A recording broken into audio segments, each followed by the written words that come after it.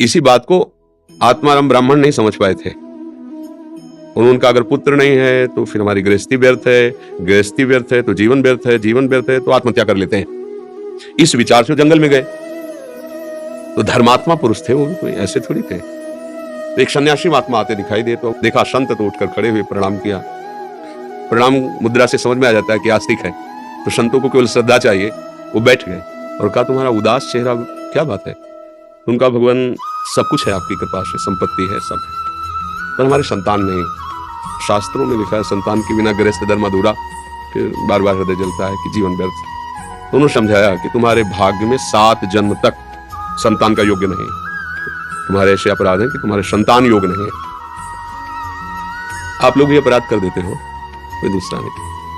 गर्भ में देखा बेटी, हत्या करा दिया। ये जन्म तो कष्ट में जाएगा, अगले जन्म में गर्भ ही नहीं धारण कर पाओगे, गर्भ में कोई संतान ही नहीं आएगी। कर लो उपाय, क्योंकि तुमने गर्भ का हित नाश किया, भ्रूण हत्या, उसकी तुम्हें जरूरत है नहीं, हटा दी।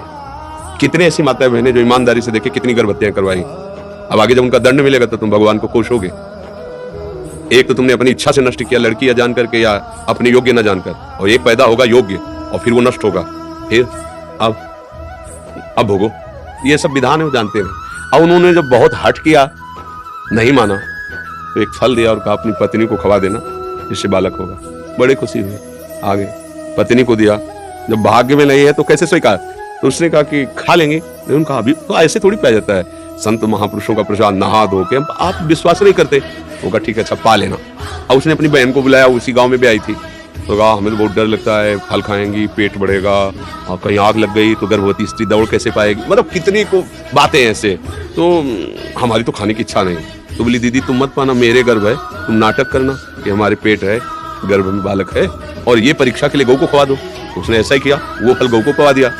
अब उसको नाटक करती रही कि हाँ हमारे गर्भ है। और जब उसके बच्चा हुआ तो बच्चा मंगवा लिया, बोले बच्चा हुआ, दासियों को पैसा दे दिया। ब्राह्मण बड़ा खुशी हुआ, और उनकी पत्नी का नाम धुंधुली था तो इसलिए उसका नाम धुंधकारी रख दिया।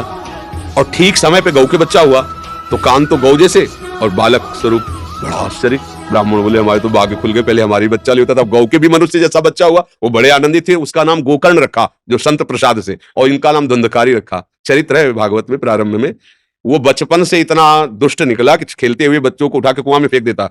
क्या क्या जब बड़ा हुआ तो 5 वेश्याओं को संग रखता और सब आतंक, मतलब इतना पीटा अपनी मां को कि कुएं में गिर के मर गई। अत्याचार।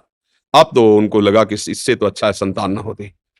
और वो बचपन से ही भगवत प्रदत्त संत स्वरूप ही थे। वो तो तीर्थ यात्रा को गए थे, लौट के जब आए तो चरणों में गिर करके उन्होंने कहा बेटा गोकर्ण अब तो हमारा सर्वनाश हो गया। बोले पिताजी अभी एक उपाय है, भगवान का आश्रय लेकर और अब भाग जाओ यहां से आप, और एकांत में श्री कृष्ण का भजन करो और भागवत के 10वें स्कंद का पाठ करो। बहुत जल्दी आपको भगवत प्राप्ति हो जाएगी। जो श्लोक धर्मम भजत सततम त्यज लोक धर्मा उपदेश किया, वो वहां से चले। इस प्रसंग से सीख मिली कि यदि हमारे गर्भ से संतान नहीं है तो नहीं है,